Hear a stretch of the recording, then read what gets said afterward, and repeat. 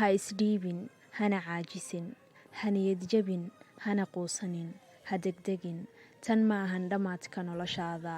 Waxaa laga yaabaa inay maanta xaaladaada xun tahay. Waxaa kaloo laga yaabaa inaysan maanta maalintaada ahayn. Laakiin i aamin, maalin uun way noqon doontaa adiga maalintaada. Haddii qof aad jeceshahay uu ku dhaawacay, ha niyad jabin. Waxaad heli doontaa mid isaga ka wanaagsan oo dhaya dhammaan boogahaaga. Hadday waalidiintaada kaa dhinteen, ha niyad jabin.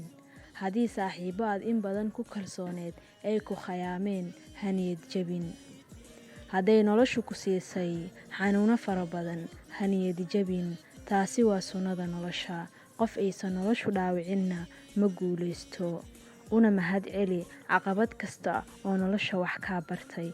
Sababta oo ah caqabaduhu iyaga ayaa qofka ka dhiga qof adag oo wax qabsada. Waad mahadsantihiin.